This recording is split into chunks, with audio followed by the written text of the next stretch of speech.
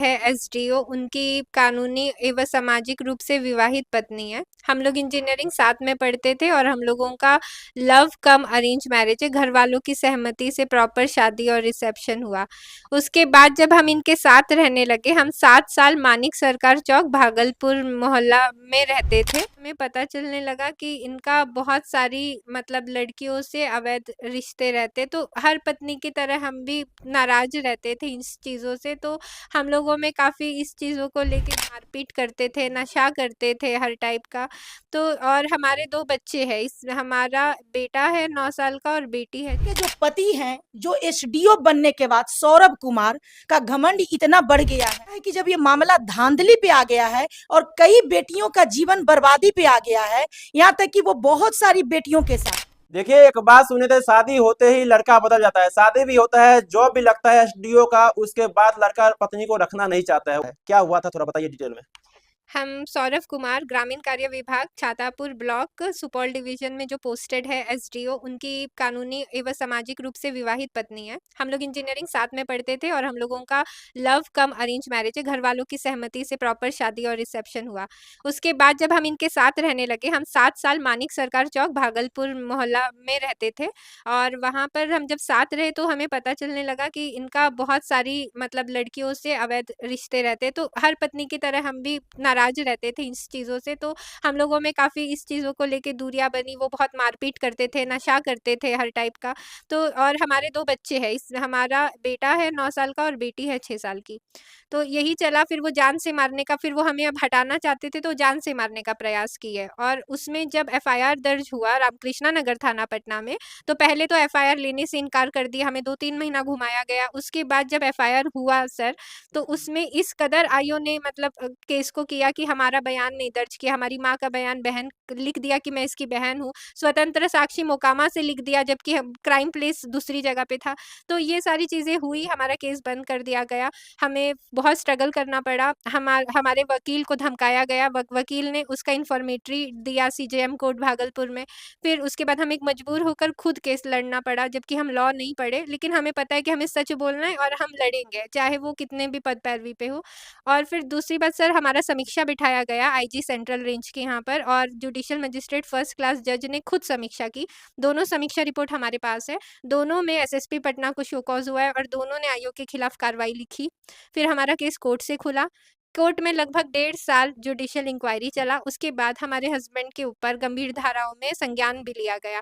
इसी बीच में सर ये फर्स्ट पोस्टिंग इनका जहाँ पर था, वहाँ पे जिस मकान मालिक के यहाँ पे इन्होंने मतलब एज़ अ रेंटर रूम लिया था, वहाँ पे उनकी मालिक की जो बेटी थी उसको भगा ले गए।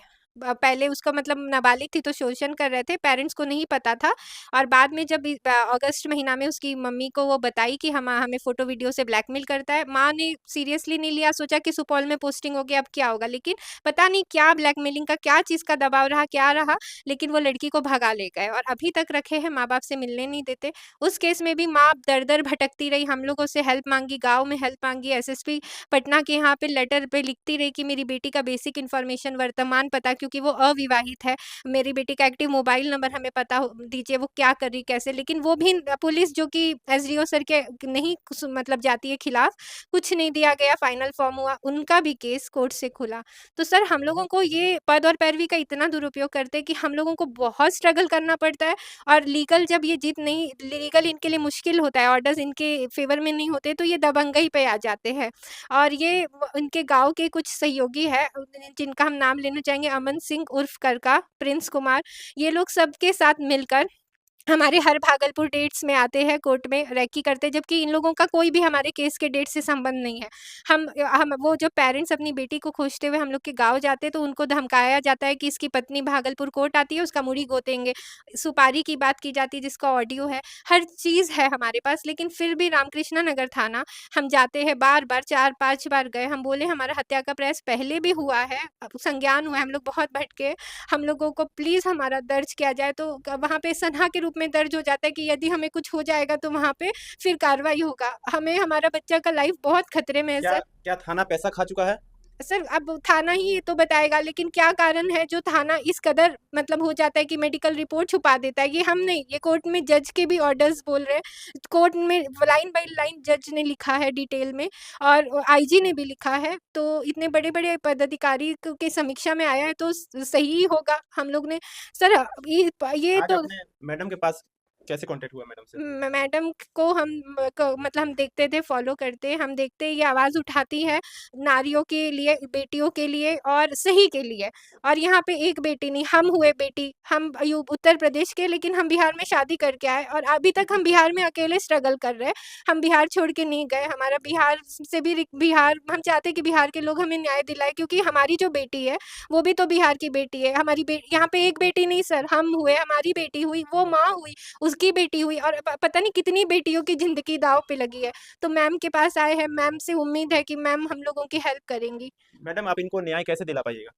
देखिए, सबसे पहले तो हम इस बच्ची की बहादुरी का सराहना करना चाहेंगे, क्योंकि जिस तरह से आज तकरीबन 2021 से लेकर 26 तक ये अपने स्तर से लड़ रही हैं, संघर्ष कर रही हैं।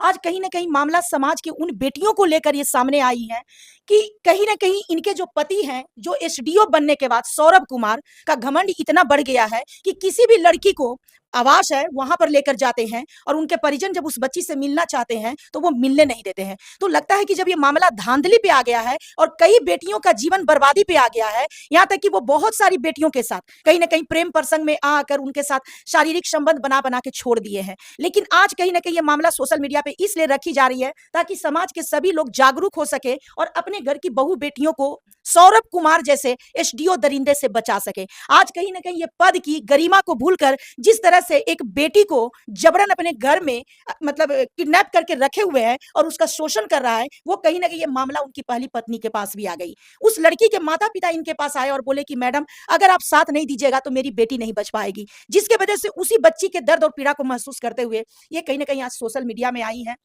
नारायणी शक्ति फाउंडेशन में आई हैं। ये अपनी लड़ाई तो कोर्ट से लड़ रही थी, लेकिन अब समाज के उन सारे बच्चियों को बचाना है जो कहीं ना कहीं सौरभ कुमार जैसे दरिंदे के शिकार बन रही थी। तो मुझे लगता है कि मेरे पास आई हैं नारायणी शक्ति फाउंडेशन, जैसे सभी लोगों के साथ दी है उसी तरह से इस बेटी का भी साथ देंगे और इस बेटी के द्वारा उस बेटी का भी रक्षा करेंगे जो सौरभ कुमार के चंगुल में फंसी हुई है। और कहीं ना कहीं जिस विभाग में सौरभ कुमार कार्यरत है, ग्रामीण कार्य विभाग, ये अशोक चौधरी जी जो वहां के मंत्री हैं, उनसे आपके चैनल के माध्यम से आग्रह और निवेदन करना चाहेंगे कि जल्द से जल्द सौरभ कुमार एसडीओ को अपने उसके पद से सस्पेंड किया जाए, क्योंकि उसकी कहानी और करतूत इतनी बड़ी है कि कहीं ना कहीं जब तक उसका जांच नहीं होता है, जब तक उसकी सच्चाई लोगों के सामने आ नहीं जाता है, जब तक इस महिला को इंसाफ नहीं मिल जाता है, तब तक उसको सस्पेंड रखा जाए, क्योंकि वो कहीं ना कहीं अपने पद और अपने पैसे की नाजायज फायदा उठाकर थाना को भी गुमराह कर रहा है और कहीं ना कहीं पैसे के दोष में भाड़े के गुंडे के द्वारा अपनी पत्नी और अपने दोनों बच्चों को जान से मारने का धमकी दे रहा है,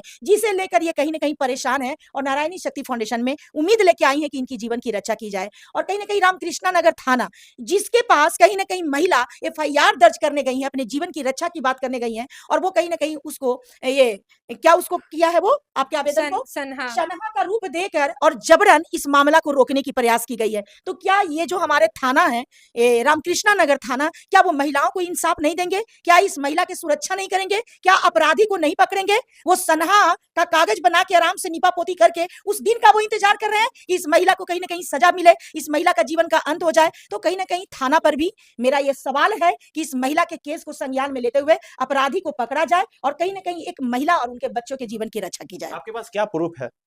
रामकृष्णा नगर थाना में हमारा 2022 में जब हम केस करने गए तो लिया नहीं गया, और ये लाइन हमारे हस्बैंड ने डिवोर्स पिटीशन में खुद कन्फेस किया है। प्रूफ है जो हाँ, थाना में? प्रूफ है हमारे पास, हमारे हस्बैंड का कन्फेशन है डिवोर्स पिटीशन में कि मेरी पत्नी जा गई थी पुलिस स्टेशन में मेरे खिलाफ कंप्लेन करने और उसको डांट के भगा दिया और केस नहीं लिया। ये हमारे हस्बैंड का लाइन है, ठीक है, और यही चीज हम भी बोल रहे थे। और हमारे पास बकाया समीक्षा रिपोर्ट है जिसमें आईजी ने भी लिखा है सेंट्रल रेंज के कि लड़की कंप्लेन करने जाती है, केस नहीं लिया जाता है। फिर केस होता है तो हमारे रिपोर्ट्स छुपाए जाते हैं, हमारा बयान दर्ज नहीं होता है, हमारे गवाहों एक बार भी सर क्राइम प्लेस पे नहीं जाते हैं। और ऐसा मतलब हो जाता है कि स्वतंत्र साक्षी अगर घटना घटी कहीं और है, स्वतंत्र साक्षी जो हमारे हस्बैंड एसडीओ सर उनके पोस्टिंग से निकल जाता है, जहाँ हम एक बार भी नहीं गए हैं स्वतंत्र। तो सर हमें ये मतलब हमारा जो रामकृष्णा नगर थाना ने हमारा ज़िंदगी बर्बाद किया। अगर वो पहले सही से जाँच करता सर तो आज हमें न्याय मिल गया होता। हम जो 4 साल भटके रामकृष्णा नगर थाना के ही वजह से भटके, हमारे बच्चों का बचपन बर्बाद हो गया। और कहीं न कहीं आज जो अगली घटना घटी है पोस्टिंग में, इसके भी ज़िम्मेदार रामकृष्णा नगर थाना वाले हैं, क्योंकि वो लोग अगर सही से जाँच किए होते तो आज अगली घटना नहीं घटती, क्योंकि इनका तो जो मानसिकता अपराधी ही वाला बनते जा रहा है और ज़्यादा। और आज भी रामकृष्णा नगर थाना में हम बता रहे हैं कि हम बहुत स्ट्रगल किए, हम आईजी से करवाए, पुराना केस में हत्या का प्रयास संज्ञान तक हो चुका है कोर्ट से, अभी भी जान हमारी खतरे में, केस ले लिया जाए फिर भी नहीं लिया जाता है। तो ये जो अगर हमें हमारे बच्चे को अगर कुछ भी होता है तो इसका जिम्मेदार रामकृष्ण नगर थाना भी होगा। शादी देख कैसी लीजिए थी? कि शादी किस कैसी तरह थी? से शादी देख कैसी की लीजिए थी? देख लीजिए कि किस तरह से रामकृष्णा नगर थाना की लापरवाही देखने को मिल रही है। और कहीं ना कहीं एक महिला रोते हुए आज कहीं ना कहीं रामकृष्णा नगर थाना पे सवाल उठा रही है। तो रामकृष्णा नगर थाना में बहुत जल्दी नारायणी शक्ति फाउंडेशन की टीम पहुंचेगी और उनसे सवाल जवाब करेगी कि आखिर एक महिला एफआईआर दर्ज करना चाहती थी, अपने जीवन की सुरक्षा मांगने आई थी, आप सनहा करके इस केस की नीपा पोती आप क्यों किए। तो कहीं ना कहीं अब थाना से सवाल जवाब की जाएगी। शादी कैसे की थी? लव मैरिज था कि अरेंज मैरिज था? हम लोग साथ में पढ़ते थे, लव कम अरेंज था, घर वालों को मनाया गया सहमति से, प्रॉपर पटना में हॉल वॉल बुक होके जैसी शादी होती है, रीति रिवाज हिंदू परिवार आते हैं, उनके यहाँ से 200 बाराती आए थे, प्रॉपर शादी हुआ है। और उसके बाद रिसेप्शन भी हुआ है। और आज हमें जो भी उनके जो हमारे हस्बैंड के जो परिवार वाले हुए, बड़े पापा लोग, फूआ लोग, फूफा लोग, मामू लोग, मामा जी लोग, तो ये लोग सब कहीं न कहीं काफ़ी हम लोगों को सहयोग दिए। उनके भाई जो है हमारे जेठ लगेंगे, वो हमारे पक्ष में गवाही देकर गए। तो हम ये वो लोगों का हेल्प रहा है हम लोगों के, क्योंकि हम लोग 7 साल वहीं रहे उन लोग के बीच में और उन लोगों ने देखा है कि हम लोग कैसे रहते थे। अभी उनके माँ-बाप क्या बोल रहे हैं? उनके पिताजी का तो डेथ हो गया है अब फ़रवरी में। और अच्छा। माँ तो बेटा को अगर रोकती तो आज इतनी सारी चीज़ें नहीं होती। लड़की छुपाने से लेके हर चीज़ में अब अपने बेटा का साथ देती है माँ। गाँव वाले सपोर्ट नहीं करते हैं? गाँव में सर हम रहे नहीं, गाँव में घर नहीं बना था, घर अब बना। तो गाँव वाले लोग जो है वो उन्होंने देखा नहीं है, उनको जैसे बताया जाता है, जबकि उन लोगों को जो बताया जाता है, अगर एक भी चीज़ का सबूत माँगना स्टार्ट कर दे गाँव वाले पंचायती बिठा के, तो अपने आप सच झूठ समझ आएगा। लेकिन उनको वो लोग ने देखा नहीं है, इसीलिए उन लोगों को कुछ भी एक साइड का वर्ज़न बताया जाता है। हम रहे हैं भागलपुर में मानिक सरकार चौक मोहल्ला में, जहाँ पे इनके रिलेटिव्स और नेबर्स आपको पता चल जाएगा, वहाँ से हमें फुल सपोर्ट मिलता है। जहाँ जो लोगों ने हमें देखा है, जो आई विटनेस है। बाकी आप लोग इस वीडियो के बारे में क्या सोचते हैं? कमेंट सेक्शन में खाली ज़रूर बताइएगा। आप सभी को वीडियो देखने के लिए दिल से धन्यवाद।